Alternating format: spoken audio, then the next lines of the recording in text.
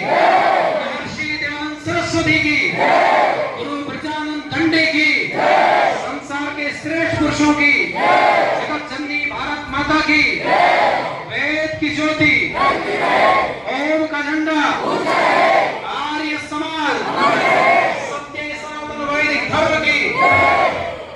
धन्यवाद। हमारे बीच में उपस्थित सभी विद्वत मंडल, आर्य समाज किरतपुर के सभी पदाधिकारीगण, बाहर आर्य प्रतिनिधि सभा और अन्य आर्य समाज से उपस्थित हुए हमारे सभी पदाधिकारीगण, सभी आर्य बंधु, धर्म प्रेमी सज्जन, गुरुकुल की हमारी छात्राएं और अन्य विद्यालयों से उपस्थित हुए हमारे विद्यार्थियों, उपस्थित सभी धर्म प्रेमी सज्जन, पूजनीय वंदनीय मातृशक्ति। बस एक आध मिनट आप लोग रुक जाओ ना, ये बच्चे गड़बड़ हो जाएगा। हाँ जी, आप एक मिनट रुक जाओ, आप लोग अभी वितरित ना करो।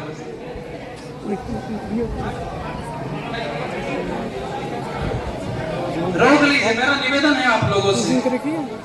मैं चाहता हूँ 2-3 मिनट आप मेरी बात सुन लें। भाई बच्चों शांत हो जाइए। ये बच्चे इधर देखो मेरी तरफ, भाई शांत हो जाओ बच्चे, शांत। आप लोगों ने, पहली बात तो मैं आपको सबको धन्यवाद देना चाहता हूँ।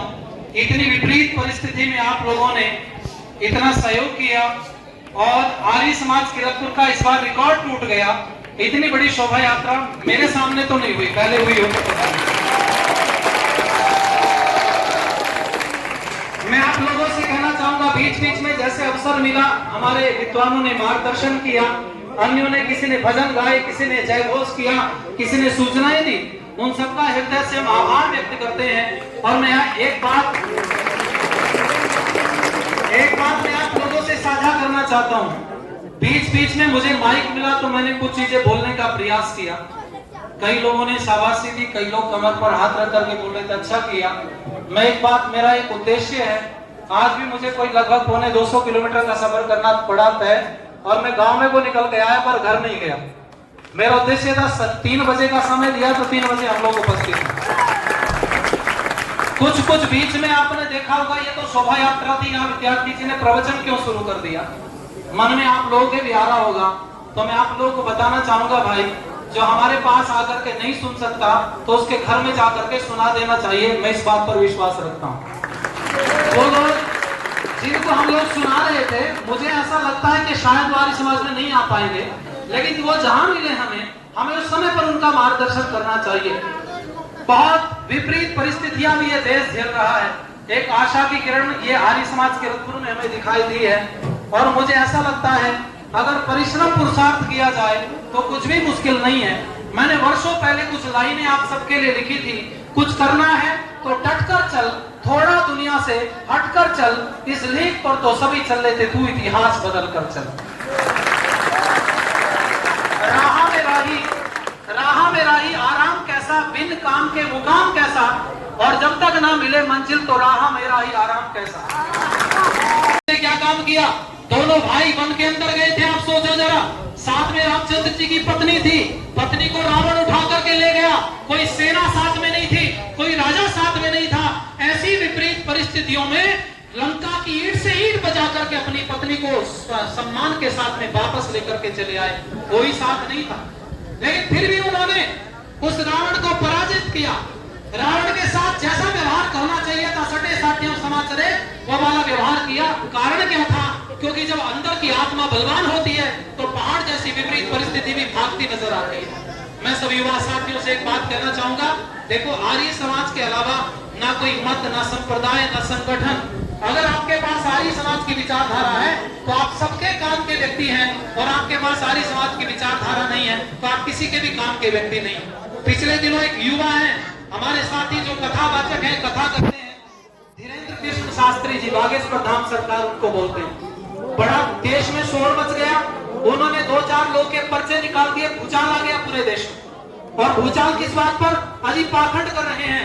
हमने कहा भाई ठीक है, ये तो पाखंड कर रहे हैं, पर जो लोगों के घरों में जा करके चंगाई सभा लगा करके हालेलुया बोल रहे हैं, वो कौन सा वैदिक काम कर रहे हैं भाई? वो कौन सा वैदिक काम कर रहे हैं जो लोगों को बहला फुसला करके ईसाई बना रहे हैं, जो बहला फुसला करके लोगों का मतांतरण कर रहे हैं। इसलिए भाई मेरा निवेदन है, वो ठीक है, वो पाखंड कर रहे हैं, वैदिक काम कर रहे हैं, उस पर हम कमरे में बैठ करके निर्णय करेंगे। और हमने उनको लिखा 6 महीने पहले, हमने बागेश्वर धाम सरकार को ये जो साहित्य आर्य समाज का है, ये पूरा का पूरा पोस्ट के द्वारा भिजवाया, और उसका परिणाम ये हुआ, सुनो ध्यान से।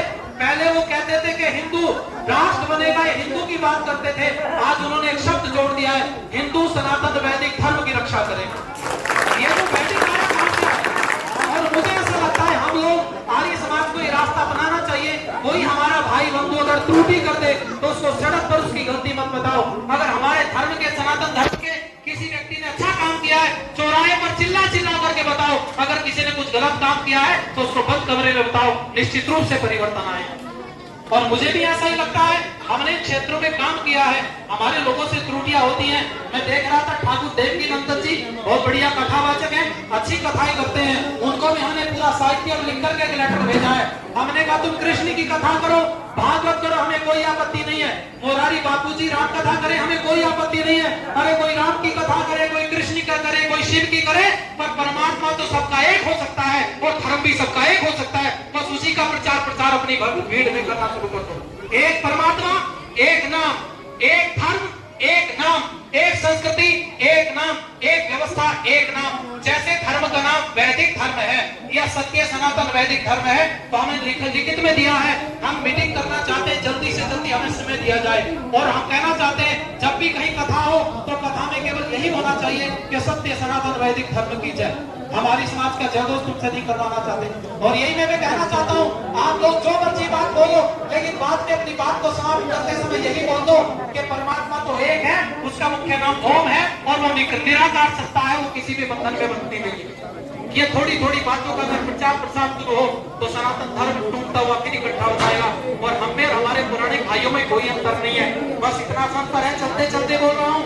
हम कहते हैं सत्य को सत्य, तो हमारे पुराने भाई कहते हैं सत्य सत्य, वो भी सत्य को सत्य बोलते हैं, हम भी सत्य को सत्य बोलते हैं। हम झूठ को झूठ कहने की हिम्मत रखते हैं और हमारे भाई झूठ को झूठ कह नहीं पाते। बस इतना संतर, कोई संतर को मिटाना पड़ेगा। भेदभाव को मुझे आदेश दिया था आदरणीय प्रधान विजय गोयल आर्य जी ने, मेरे से कहा था कि आपको विद्यार्थी जी 20 तारीख में उपस्थित होना है। तो मेरा एक कार्यक्रम था एयरपोर्ट के पास में किसी आर्य समाज में, फिर एक कार्यक्रम और ब्रजभाट में भी एक कार्यक्रम प्रातः काल था। उसके बाद तो 2 कार्यक्रम निपटा करके मैं शीघ्र जितना भी हो सकता था 3 बजे से पहले 10 मिनट पहले आर्य समाज में उपस्थित हुआ। आपने मुझे इसलिए बोला था, तो बहुत सारे युवा साथी भी मेरे साथ में उपस्थित हुए हैं, जो राष्ट्र देश धर्म संस्कृति के लिए लगे हुए हैं। अन्य भी हमारे बहुत लोग उपस्थित हुए हैं। मैं सबका हृदय से आभार व्यक्त करते हुए और अपने युवा साथियों को 2 लाइन कह के पीछे बढ़ रहा हूँ। ये लाइन मेरी याद कर लेना सब जने, ये हिम्मत देगी आपको। और याद कर लेना, गंगा की कसम, यमुना की कसम, आपके बजा लेना ताली बाद में। गंगा की कसम, यमुना की कसम, ये ताना बाना बदलेगा, तू खुद तो बदल मेरे यार, बदल फिर देख जमाना बदलेगा।